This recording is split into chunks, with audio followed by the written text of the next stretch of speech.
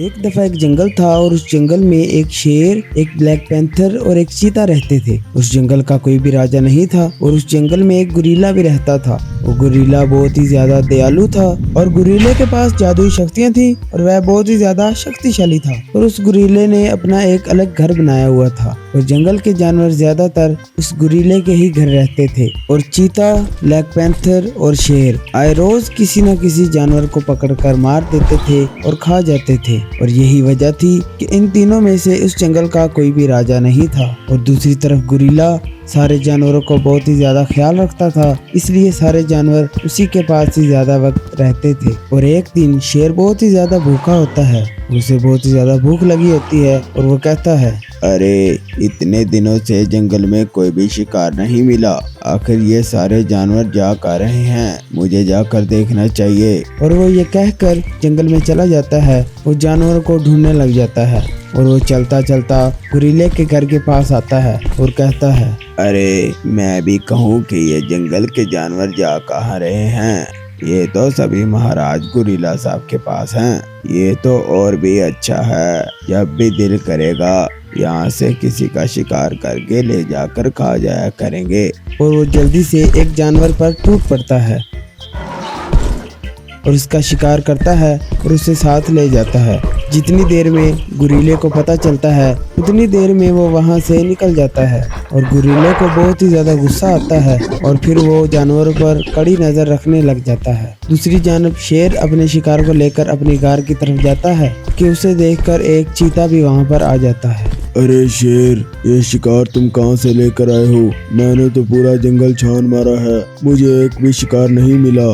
तो चीते की ये बात सुनकर शेर कहने लगा, अरे शिकार कैसे मिलेगा, सारे जानवर तो उस गुरीले के पास हैं। तो शेर की ये बात सुनकर चीता कहने लगा, क्या ये तुम क्या कह रहे हो? उस गुरीले के पास हैं, वो सब वहाँ क्या कर रहे हैं? तो शेर कहने लगा, अरे वो हम सब से छुपकर उस गुरीले के पास छुपे हुए हैं। तो शेर की ये बात सुनकर चीता हंसने लगा और कहने लगा, हा हा हा हा, अरे हमसे कैसे बचेंगे ये सब, एक न एक दिन तो इन्हें हमारे शिकंजे में आना ही पड़ेगा। चलो ठीक है, अब मैं भी चलता हूँ, मुझे बहुत ही ज्यादा भूख लगी हुई है।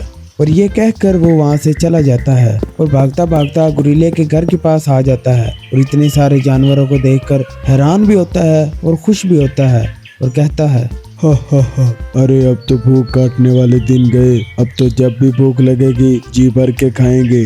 और ये कहकर वो जल्दी से गुरीले के घर में एक जानवर के ऊपर झपटने लगता है कि उस जानवर को पहले ही पता चल जाता है और वो भागकर गुरीले के पास जाता है। और गुरीला भागकर बाहर आता है और चीते पर वार करता है और चीता एक ही वार में गुरीले के घर से बाहर जा गिरता है और जल्दी से वहाँ से भाग जाता है। और वहाँ से भागकर अपने दोस्त ब्लैक पैंथर के पास जाता है और उसे देखकर ब्लैक पैंथर कहता है, मेरे दोस्त, अरे बहुत परेशान से लग रहा है, अरे मुझे बता क्या हुआ है? तो चीता कहने लगा, अरे मेरे दोस्त, बहुत दिनों से कोई भी शिकार नहीं मिला और भूख से मर रहा हूँ। और दूसरी तरफ वो शेर मजे से शिकार खा रहा है और इस जंगल के सारे जानवर उस गुरीले के घर में पनाह लिए बैठे हुए हैं। शेर वहाँ से शिकार करके ले आया है और मजे से खा रहा है और मैं भी वहाँ गया था और मुझ पे गुरीले ने बहुत ही बुरी तरह से वार किया है और मैं बहुत ही ज्यादा जख्मी हो चुका हूँ। और चीते की ये बात सुनकर ब्लैक पैंथर कहने लगा, अरे ओ मेरे दोस्त, अरे इसकी इतनी हिम्मत कि तुम पे वार करे, तुम मेरे साथ चलो, इसकी ऐसी की तैसी हम दोनों मिलकर इसे मार गिराएंगे, चलो मेरे साथ। तो ब्लैक पैंथर और चीता वहाँ से चलने लगे और चलते चलते गुरीले के घर के पास आए। और चीता कहने लगा, अरे ओ गुरीले, बाहर निकल, अब हमसे तुम्हें कौन बचाएगा, और ये सारे जानवर हमारे हैं, बाहर निकल। और जब गुरीले ने ये बात सुनी और उसे खतरा सर पर मंडलाते हुए दिखाई दे रहा था, तो फिर गुरीले ने जादू किया और जमीन से एक जादुई घर निकला। तो उसने जानवरों से कहा कि जल्दी से इसमें चले जाओ। तो सारे जानवर जल्दी से उसमें चले गए और जादुई घर वहाँ से गायब हो गया।